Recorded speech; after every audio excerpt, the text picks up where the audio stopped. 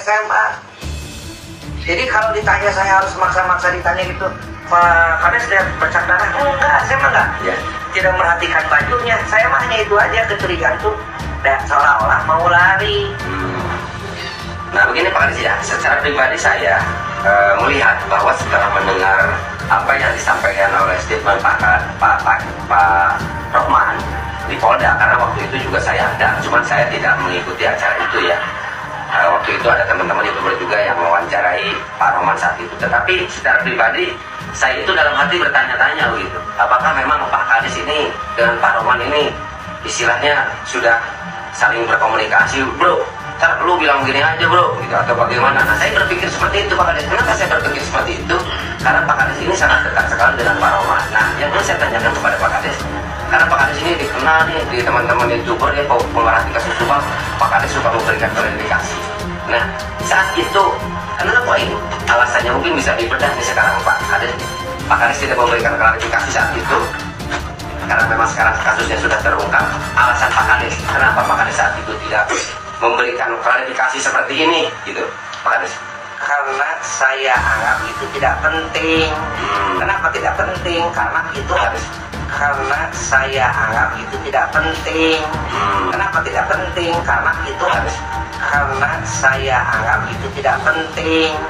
Kenapa tidak penting? Karena itu obrolan saya pribadi. Kalau saya waktu itu ada saja jejak digital saya yang langsung itu menurut Pak Yosef, baru akan saya klarifikasi. Tapi kalau itu makan nggak penting, aku saya obrolan dengan beliau, hanya via telepon. Dan saya ditanya sampai sekarang, orang kalau nanya ke saya, Pak Kades kurang pakai curiga ke Pak Yosef, ada bercak darah ya? Bukan, gitu aja. Katanya, malah mau pergi, ya wajar tuh, sok gimana saudara ketika terbunuh, suaminya mau pergi, katanya mau menenangkan diri gitu. Itu aja kecurigaan saya dasarnya dari sana. Kemudian seiring berjalan waktu ini kan masih terus belum terungkap. Saya juga cari celah dong, cari jalan gimana caranya supaya ini cepat terungkap. Mau mempersatukan semua keluarga sulit. Akhirnya saya persatukan dulu dengan anaknya Yoris. Gitu. Nah, oke, terima kasih Pak Kades. Nah, yang ingin saya tanyakan sebagai seorang teman pada saat memberikan statement seperti itu, sampai saat ini sudahkah ada Pak Indra nih dengan Pak Rohman berkomunikasi seperti biasa? Ini belum ya? Belum sampai sekarang. Telepon juga belum. Biasanya kalau ada apa-apa telepon atau WA. Iya, Pak. Tapi nggak sesuai kan? Enggak. Pak Indra sendiri sudah tidak ya? Belum ya? Belum. Saya takutnya gini kalau telepon beliau ganggu. Karena kan beliau sekarang lagi fokus ya. Kliennya Pak Yosef sudah ditetapkan tersangka. Kemudian satu sisi, satu timnya juga kan sama sebagai pendamping bimbingan di dalam tersangka. Saya lebih mengerti. Karena saya tidak akan masuk, walaupun saya seorang pengacara, saya tidak berani untuk masuk terus ke ranah mereka. Karena kan setiap pemikiran pengacara itu punya jurisprudensi, punya dasar hukum masing-masing. Dari mana nanti pembelaannya seperti apa kan itu. Ya Pak Kades ini ya, selain daripada kepala desa, Pak Kades itu sekarang selain daripada kepala desa, Pak Kades kan kalau berbicara tentang Pak Kades juga seorang pengacara, dan setahu saya Pak Kades itu sekarang sedang cuti ya. Tetapi saya menganggap bahwa Pak Kades itu bisa dikatakan sebagai praktisi hukum juga begitu. Nah, ini terkait ada penetapan tersangka di dalam kasus Subang ini, kita sudah sangat senang dan bahagia sekali nih.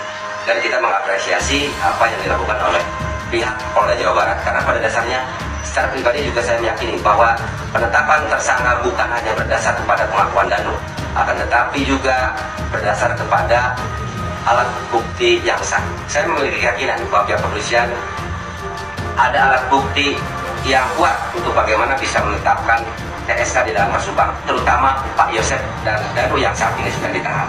Nah, menurut cara pandang Bapak sendiri nih, terutama untuk dua orang aja dulu nih, untuk Pak Yosef dan Danu, seperti apa Pak? Karena banyak yang seolah bahwa penetapan tersangka dan mereka ini semua hanya berdasar kepada keterangan Danu, sepihak lah seperti pengakuan Danu. Ya. Jadi begini, kalau penyidik itu tidak akan gegabah ketika menetapkan tersangka. Pertama, marwah polisian. Kedua, kalau salah penetapan itu pra peradilan. Ketika polisi kalah di pra peradilan, ini bahaya. Institusi mereka terancam marwah. Jadi tidak gegabah. Mungkin, ini perkiraan saya, Karena kan dua alat bukti saja sudah cukup. Pertama, alat buktinya adalah pengakuan Danu. Kedua adalah bukti petunjuk. Apa sih bukti petunjuk yang bisa menetapkan Pak Yosef menjadi tersangka? Itu adalah katanya bersaudara yang ada di kaosnya. Itu bukti petunjuk. Itu sudah kuat. Dan katanya juga, ini katanya, karena saya tahunya kan dari berita nih. Betul. Katanya juga bersaudara itu adalah DNA-nya DNA Bututi. Di bersaudara di kaosnya. Nah itu kalau untuk Pak Yosef. Kalau untuk Bu Mimin, Arigi, dan Abi, kenapa tidak ditahan, hanya wajib lapor? Ini adalah diskresi kepolisian, wewenang kembali lagi kepada kepolisian. Tapi saya yakin penetapan terhadap 3 tersangka ini sudah ada 2 alat bukti. Mungkin belum disampaikan oleh penyidik. Karena tadi saya pernah bilang di channel Diodok, kata Kombes Ibrahim Tompo, saksi sudah 218 orang. Nah, yang saya salut pada tim Polres sekarang, saksi adu bahula yang dulu tidak ngaku di pasar-pasar sekarang ngaku bahwa saya tahu loh dia orang ini gitu. Oke Pak Kades, jadi menyimak apa yang disampaikan oleh Pak Kades terkait 2 alat bukti yang tentunya merujuk kepada UAP 184 ya, terkait alat bukti yang sah ya, dari mulai keterangan saksi, keterangan ahli, petunjuk surat, dan keterangan terdakwa.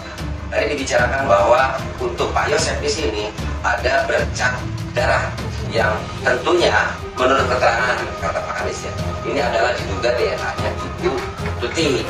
Nah, yang ingin saya tanyakan kepada Pak Kades adalah, karena memang ketiga tersangka saat ini itu kan belum ditahan, masih dikenakan wajib lapor setiap hari Senin dan Kamis. Tapi saya mendengar apa yang dikatakan oleh Pak Kades barusan terkait penambahan saksi ini di dalam kasus suap sampai dengan perjumlah berapa Pak Kades? 218. Nah, itu dikatakan oleh Pak Kades adanya yang mengakui atau menerangkan. Nah, apakah berdasarkan keterangan saksi tambahan yang tentunya memberikan keterangan itu sehingga Pak Kades juga memiliki keyakinan bahwa untuk 3 orang tersangka yang statusnya saat ini wajib lapor itu bisa dikatakan memiliki alat bukti yang kuat juga, akhirnya polisi dapat menetapkan mereka juga sebagai tersangka dalam kasus suap? Iya, bisa, karena dalam istilah hukum kita itu satu saksi bukan saksi. Kalau hanya satu saksi bukan menjadi saksi, tidak bisa dipercaya. Ini bisa lebih dari 2 orang saksi atau 3 orang saksi. Makanya polisi punya keyakinan penetapan tersangka itu. Itu dalam istilah hukum. Kemudian kembali lagi ke Danu. Danu ini adalah saksi mahkota. Kalau dalam istilah muncul saksi mahkota itu ketika kasus Marsina, dan pada kasus Marsina ini saksi mahkota pernah ditolak. Jadi saksi mahkota ini adalah seorang yang bersaksi akan tetapi ikut melakukan suatu tindak pidana. Nah ini adalah saksi mahkota. Jadi dia bersaksi untuk teman-temannya yang ikut melakukan. Nah itu saksi mahkota itu. Makanya kenapa saksi mahkota ini harus dipercaya oleh pihak kepolisian?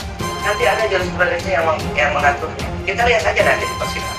Kita kan saya kan hanya berbicara pengalaman saya ya, pernah baca dan pernah melihat kasus-kasus yang seperti ini. Itu Kang Heri. Seperti itu ya.